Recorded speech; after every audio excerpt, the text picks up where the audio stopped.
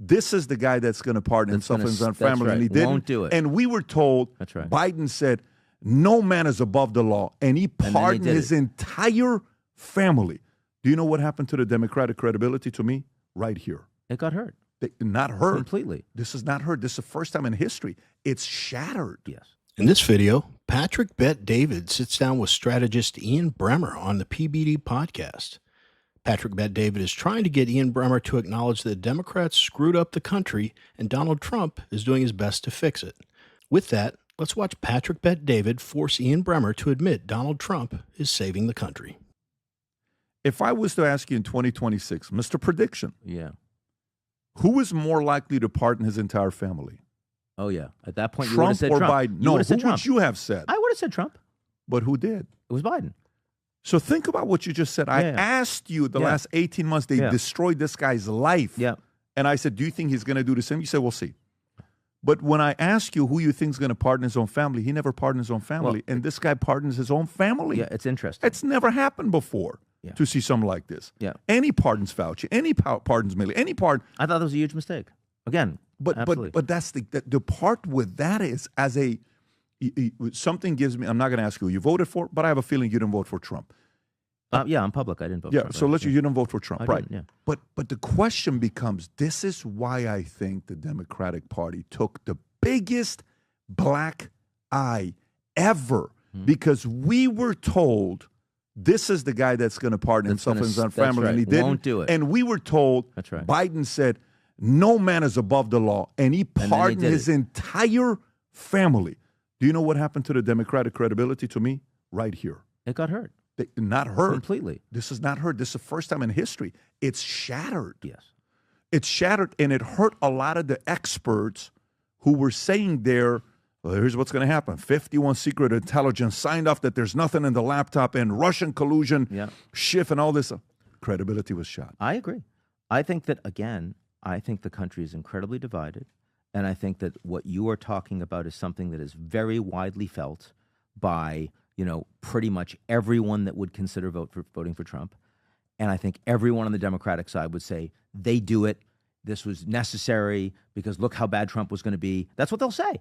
That's what they'll say. Where is there space for someone to actually have a conversation that can engage with both sides, that can be balanced? And the fact is, it's a really hard thing to do. It's easier in other countries. It's a reality. It's uncomfortable, but I'm not prepared to say this is, all kumbaya on the Republican side. Your life is better today under this guy than the Biden or. Look, I mean, I know you can't say I spend most of my time, thinking about the world. I spend most of my time thinking about the 8 billion people that are here. I understand that I'm American. I understand that. You know what's been comical to me during this whole thing with the Signal app is calling for the firing of Pete Hegseth and Democrats with a straight face saying there's no consequences for these people. There needs to be accountability. When their guy, Joseph R. Biden, pardons his whole family, pardons Fauci, pardons the January 6th Unselect Committee, they just flat out lied to us. For 4 years, they were supposed to have the moral high ground. They were supposed to be the quote-unquote adults back in the room. They respect the rule of law, and no man is above the law, except Hunter Biden for a crime he committed. Oh, no, wait.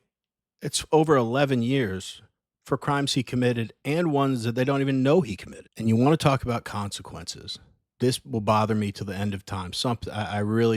This is high on my priority list of people that need to be held accountable. The 51 intelligence agents that signed a letter essentially testifying under penalty of perjury that the Hunter Biden laptop story was Russian disinformation. I got to tell you, when that's in the news and I hear that, I acknowledge my bias. My first instinct was like, really?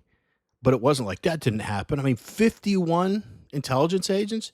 You'd think of 51 of them, there'd be some with integrity. You'd hope the majority of them. So you're like, wow, those are respectable people. Wow, this isn't looking good. Maybe something's up. So even someone like me who's biased was like, wow, maybe this is real. And then you look into it and it's like, wow, this was all BS to get their guy elected. Anyway, let's get back to the video. We care about Americans first and foremost. At the end of the day, as someone who was born here by by stroke of luck, and I'm enormously appreciative of about that. But do I consider that Americans matter fundamentally more than everybody else around the world? No, I kind of feel like we're all human beings on this little ball, and I really care about what the little ball is going. And I believe you're being sincere. I'm being completely sincere. No, what I'm saying is we've never met. This is the first time we're talking.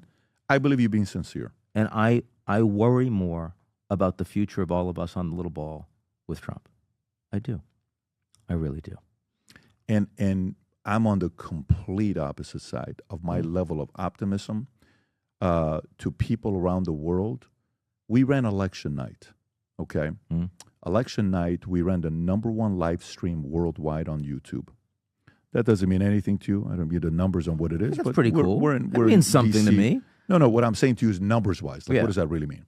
We're in D.C. We're talking to YouTube CEO and Google CEO. You know who they are. And how'd you guys run the biggest live? And what happened? We had 2,000 people on our hangar. You've seen the property, the hangar on the other side, right? Yeah. 2,000 people are there. You know where people were from? All over the world. Guy flew 24 hours from Australia to come. I said, why are you here? He says, you may not know this. Whatever happens here, we're going to feel it everywhere. And we're so glad Trump is in because the amount of games that was played under Biden and Kamala, we're just so happy finally another person is in that's not imposing ridiculous ideas and policies to us. And so I'm in the and I'm mindset telling you, of the two countries that are closest to us, that know us best, that do the most business with us, that travel the most to our country, Mexico and Canada, overwhelmingly, these are people, it's not that they're scared of Trump, it's that they really think that things are going to be worse. Trudeau goes and has dinner with him right after having... Oh, that's horrible. Trudeau goes and has dinner with him a week later, he resigns. Don't ask me to defend Trudeau. Well, you just did. I didn't. You said Canada. What? I said Canada. I'm talking about Canadians. Have you seen his what his rating is with his own people? Have you seen how conservatives feel about Trump and Elon? Well... Even worse. I don't know about that. That is absolutely true. Listen, I know what Pierre said. Like I heard what Pierre said when he said, Canada will never be the 51st state, and he has to say that. Of course, he has to say something like that. It's not just that. It's because everybody feels that way. And no, but the point is, am I sitting there trying to really make those guys happy? No. We've made them happy. Their life's been better. If you like watching videos like this one, like and subscribe. We'd really appreciate it. Let's get back to the video. Because of America, of the amount of opportunities they've had because of us. Yet Mexico, you're sending 10 million people over. Colombia guy gets up and talks shit at 3:40 in the morning. Some are saying he was drunk, and immediately a day later it's like, whoa. No, I think there's a guy in charge in America that his priority is me first.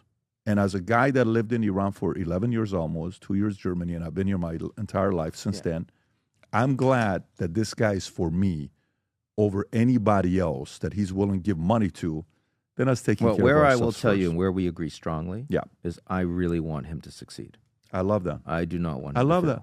And I respect that. It's important. Yeah, and we need more people, no matter who they vote for, to be able to come together and say that. Because I really wanted Biden to succeed. And I hope you did too. He was your president. You wanted Biden to succeed, didn't you? When he was there? Of course I want. Of course you did. By the of course way, you did. This shouldn't be hard for us to say. No. And I mean, at the end of the day, succeeding as the American president is in the most powerful country in the world, in a much stronger position now than we have been in a very long time, means everybody succeeds. It really should. What will need to happen for you to say life was better under Trump? What needs to happen the next year, 2 years, 3 years?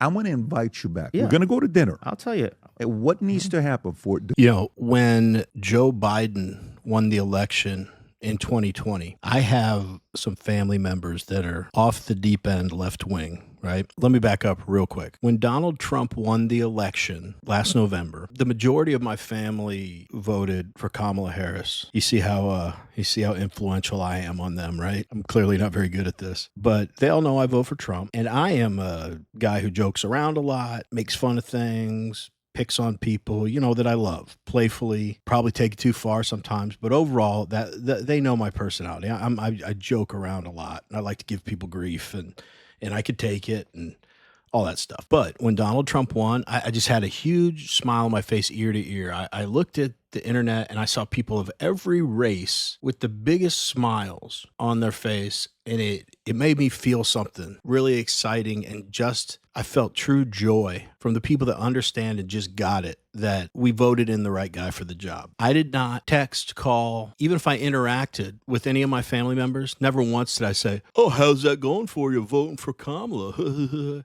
Nothing like that. I understand, even though I laugh at people who are emotional about this stuff, politics, as much as I hate to admit it, is emotional, right? Like, your candidate lost, it's a shitty feeling. It's not the end of the, certainly not the end of the world. We all have lives, but I didn't do that. And to be fair, I didn't have that done to me by anyone in my family or anyone when Joe Biden won in 2020. But I will say to my far crazy left family members that we, in a non-combative way, had, constantly been, talking shit back and forth. Like I said, they didn't rub it or anything, but I texted them and said, "Hey, congratulations on your guy winning. He's my president, and I really, really want him to succeed." It was 1,000% true. I really hope that, people can feel how they want. I would just like to think that, at least on the side that I'm on, that's how other people think too. I just want the best for this country, because Ian Bremmer made a good point.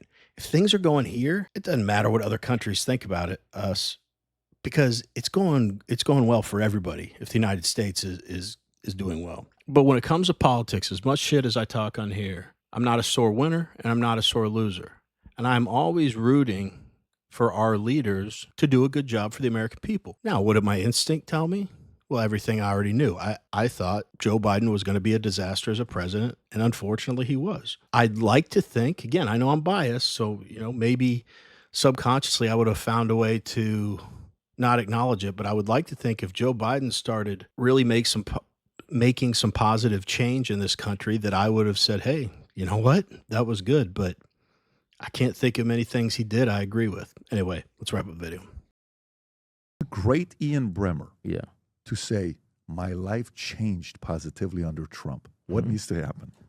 If Armenians are stubborn, so I don't know if I can. I am very stubborn, Okay. but if the world is in a more stable place, if we are able to actually build leadership, not just for Americans, but also for people wanting to follow us around the world, right? And we see that definably, right, in aligning more with like collective ideas of the world is fragmenting and falling apart. We need to come together. And that means it can't just be America first. So let me ask you. So if your parents, you're let's just say are you married? You got kids? Yeah. Mm-hmm. Okay. No kids, but I'm married, yeah. Okay, so let's just say you're married. Yeah. Okay. Let's say you're in a house with mom and dad, 4 kids. I'm just making up a number. You're in the family. Yeah. What's more important?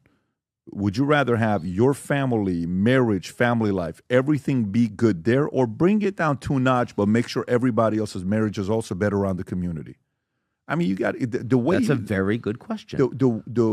Many years ago, my mother would have voted for Trump. And I love your mother. I think your mother is and brilliant. Bernie Sanders. And she wouldn't have. She would have voted for Bernie? Without a question. She would never vote. So this guy didn't vote for Trump, but I will say I obviously don't agree with a lot of the things he says, but I can give respect when it's due. I wish more people thought this way. This guy is really thinking about what's important to him. He said that everyone in the world is better off, is important to him, not just America first. I would just say to him, those don't have to be mutually exclusive things. Again, I think Patrick Bet-David's point that he was trying to get to was you're kind of forced sometimes to say, okay, what's most important to me? Like on an individual basis, it's God, my family, my country. And then there are a lot of other things that are high up on the list, but those are the 3 most important in that order. So you have to rank things sometimes and say what is best. This guy said it was a hard question, but if it came down to it, I don't think it would be a hard question if it was my family is thriving and successful or everybody's is. It would be noble if you said, well, if I'm successful or everybody else is, I'd rather everybody else be, because it's like, yeah, I'm one person, but that's a lot of other people. That's a sacrifice I'd make. But now you're talking about your family. These people, I'd imagine, are very high up on his list of what's most important to him. His kids, his wife. And so if it's the well-being of my family or a bunch of others, I'm sorry, my loyalty is to them. It's the same thing with the United States and the rest of the world. Hopefully that made some sense. But we want to hear from you. What do you all think about this conversation between Patrick Bet-David and even Ian Bremmer? I thought Ian Bremmer was very reasonable with his criticism, but also his acknowledgement of the things that Donald Trump did good. We need more people like that. But what do you think? Are you guys like, nah, screw this guy? Or are you like, yeah, I can see where you're coming from? Let us know in the comments. Anyway, as always, really appreciate you watching, and we will see you in the next one.